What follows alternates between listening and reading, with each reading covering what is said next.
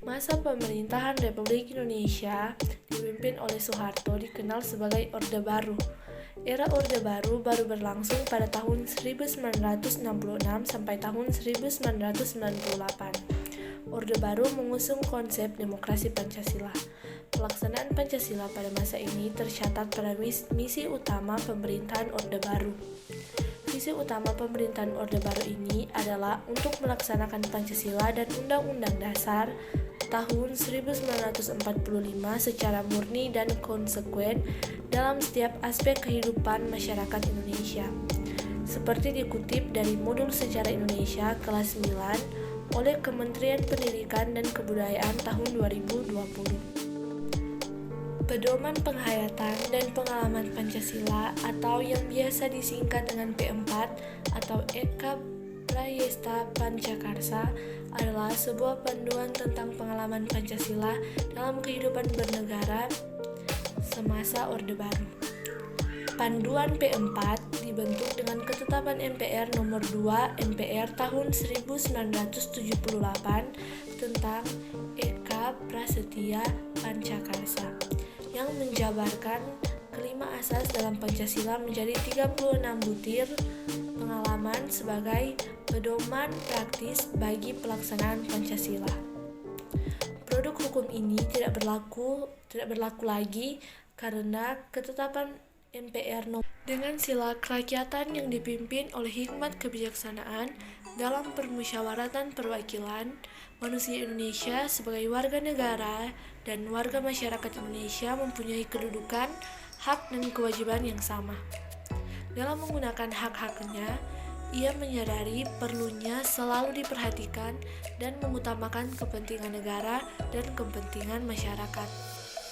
Karena mempunyai kedudukan, hak dan kewajiban yang sama, maka pada dasarnya tidak boleh ada suatu kehendak yang dipaksakan kepada pihak lain. Sebelum diambil keputusan yang menyangkut kepentingan bersama, terlebih dahulu diadakan musyawarah.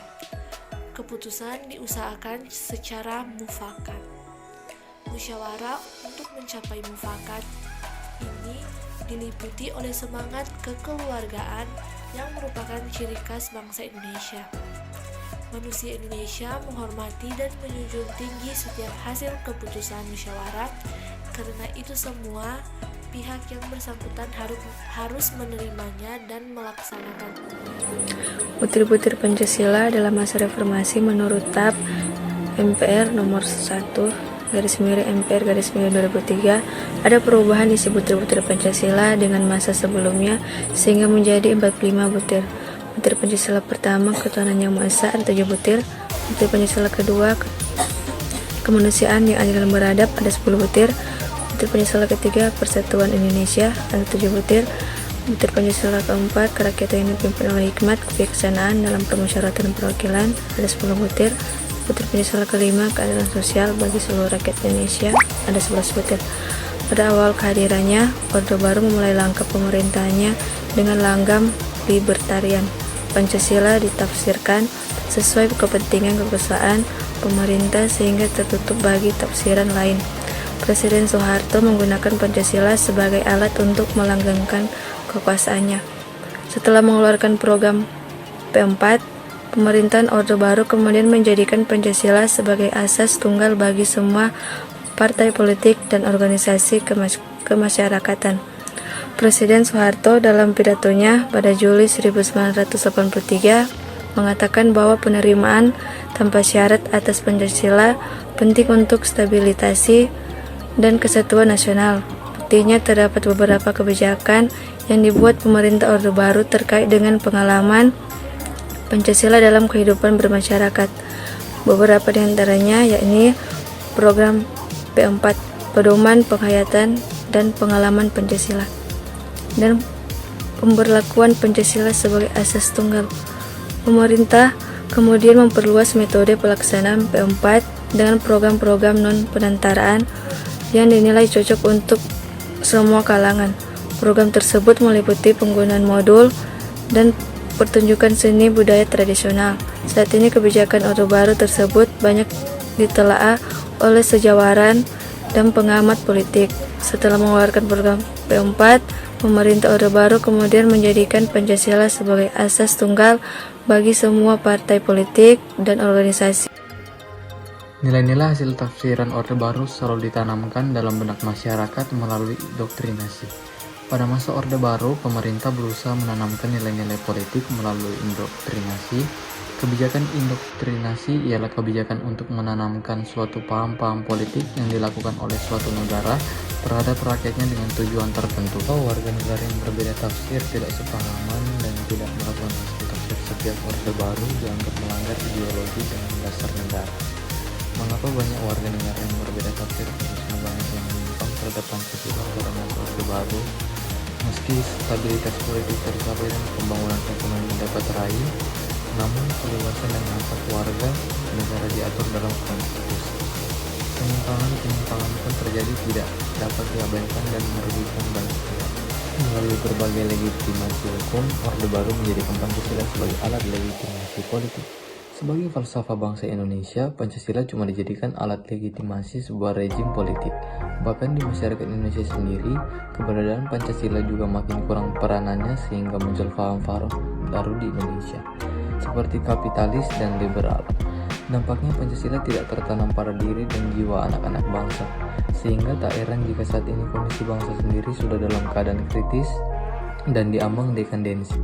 Menjadikan Pancasila dan undang-undang sebagai tameng pelanggaran.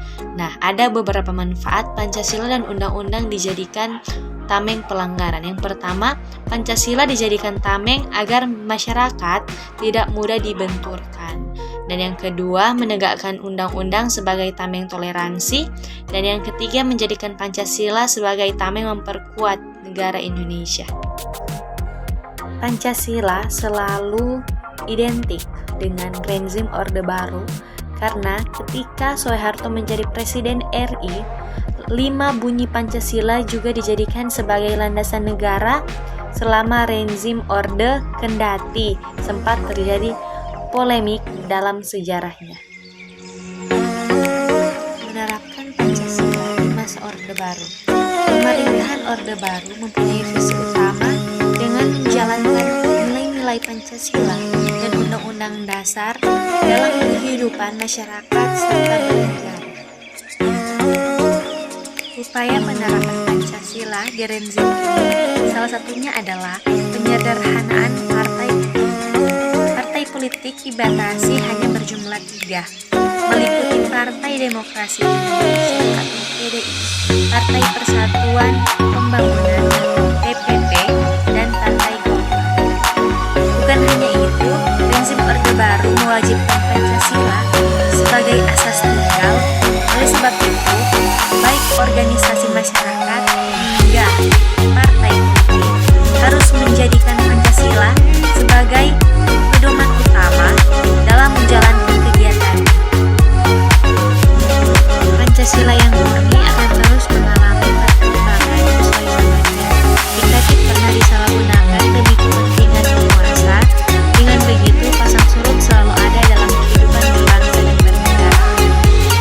Nah, yang terakhir, ada 5 contoh penerapan Pancasila Orde Baru sampai saat ini. Yang pertama, merencanakan program keluarga berencana, program wajib pelajar, mengendalikan media massa melalui SIUP, melarang kegiatan politik kampus, melakukan pelanggaran budaya Tionghoa. Sekian dan terima kasih.